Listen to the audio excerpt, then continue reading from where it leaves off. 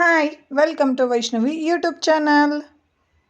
ಸೀಸನಲ್ಲಿ ಸ್ಪೆಷಲ್ ಆಗಿರೋ ಹಲಸಿನಹಣ್ಣಿನ ದೋಸೆ ಹೇಗೆ ಮಾಡೋದು ಅಂತ ನಾನು ಹೇಳ್ಕೊಡ್ತೀನಿ. ಈಗ ಹಲಸಿನಹಣ್ಣು ಸೀಸನ್ನು ಬೇಗ ಮಾಡ್ಕೊಳ್ಳಿ, ಟೇಸ್ಟ್ ಲೇಟ್ ಮಾಡದೆ ಹೇಗೆ ಮಾಡೋದು ಅನ್ನೋದನ್ನ ನಾನು ಹೇಳ್ಕೊಡ್ತೀನಿ. ದೋಸೆ ಅಕ್ಕಿನ ಒಂದು ಲೋಟದಷ್ಟು ತೊಳೆದು ನೀಟಾಗಿ 2-3 ಗಂಟೆ ಚೆನ್ನಾಗಿ ನೆನೆಸಿಡಬೇಕು. ತೊಳೆದು ನೆನೆಸಿಟ್ಟಿರೋ ಅಕ್ಕಿನ ಒಂದು ಮಿಕ್ಸಿ ಜಾರ್ಗೆ ಹಾಕ್ಕೊಂಡು ಚೆನ್ನಾಗಿ ರುಬ್ಕೋಬೇಕು. ನಾನೀಗ ವಿಡಿಯೋದಲ್ಲಿ ತೋರಿಸ್ತಿದ್ದೀನಲ್ಲ, ಈ ಥರ ಸ್ವಲ್ಪ ತರ್ತರಿಯಾಗಿ ರುಬ್ಕೊಂಡ್ರೆ ದೋಸೆ ತುಂಬ ಚೆನ್ನಾಗಿ ಬರುತ್ತೆ.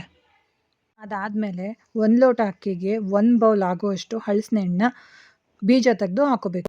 ಅದನ್ನು ನೀಟಾಗಿ ಸ್ಮೂತ್ ಪೇಸ್ಟ್ ಆಗೋ ಹಂಗೆ ಚೆನ್ನಾಗಿ ರುಬ್ಕೊಬೇಕು. ಮೊದಲೇ ಹಾಕ್ಕೊಂಡಿರೋ ಅಕ್ಕಿ ಹಿಟ್ಟಿಗೆ ಮೊದಲೇ ಮಿಕ್ಸ್ ಮಾಡ್ಕೊಂಡಿದ್ವಲ್ಲ, ಅಕ್ಕಿನ ರುಬ್ಕೊಂಡಿದ್ವಲ್ಲ ತರ್ತರಿಯಾಗಿ, ಅದಕ್ಕೆ ಆ ಮಿಶ್ರಣನ ಹಾಕಿ ಚೆನ್ನಾಗಿ ಮಿಕ್ಸ್ ಮಾಡ್ಕೋಬೇಕು. ನಾನು ವಿಡಿಯೋದಲ್ಲಿ ತೋರಿಸಿದ್ದೀನಲ್ಲ, ಈ ಥರ ನೀಟಾಗಿ ಮಿಕ್ಸ್ ಮಾಡ್ಕೋಬೇಕು. ನೀಟಾಗಿ ಮಿಕ್ಸ್ ಆದಮೇಲೆ ಒಂದು 10 ನಿಮಿಷ ನೆನೆಯೋಕೆ ಇಡಬೇಕು. ನಾವು ದೋಸೆ ಹಾಕೊಳ್ಳೋ ಕಲ್ಲನ್ನ ಕಾಯಕ್ಕಿಟ್ಟು ಅದಕ್ಕೆ ಅದಾದಮೇಲೆ ಇದನ್ನು ಸ್ವಲ್ಪ ಮಂದವಾಗಿ ಹಾಕ್ಕೊಬೇಕು. ಇದಕ್ಕೆ ಸ್ವೀಟ್ ಹಾಕಿರೋದ್ರಿಂದ, ಸ್ವಲ್ಪ ಅಕ್ಕಿನೇ ಹಾಕಿರೋದ್ರಿಂದ ಇದನ್ನು ಮಂದಕ್ಕೆ ಹಾಕೊಂಡಷ್ಟು ಚೆನ್ನಾಗಿರುತ್ತೆ.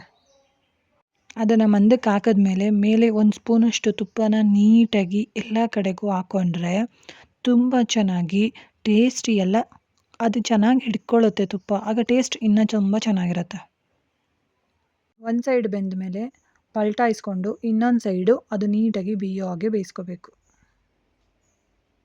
ಸೈಡು ಚೆನ್ನಾಗಿ ಬೆಂದ ಮೇಲೆ ಅದನ್ನು ಸಾಫ್ಟ್ನೆಸ್ನ ನೀವು ನೋಡಿದ್ರೆ ತುಂಬ ಖುಷಿ ಪಡ್ತೀರ. ಅಷ್ಟು ಸಾಫ್ಟಾಗಿರುತ್ತೆ ದೋಸೆ. ನಾವು ಉದ್ದಿನಬೇಳೆ ಹಾಕಿ ಮಾಡಿದಾಗಲೂ ಇಷ್ಟು ಸಾಫ್ಟಾಗಿ ಬರೋದಿಲ್ಲ, ಅಷ್ಟು ಸಾಫ್ಟಾಗಿರುತ್ತೆ ದೋಸೆ. ತುಪ್ಪ ಹಾಕ್ಕೊಂಡ್ಮೇಲೆ ತಿಂತಿದ್ರೆ ಇನ್ನೂ ಒಂದು ತಿನ್ನೋಣ ಅನಿಸ್ತಿರುತ್ತೆ. ಹಲಸಿನ ದೋಸೆ ಸವಿಯಲು ಸಿದ್ಧ.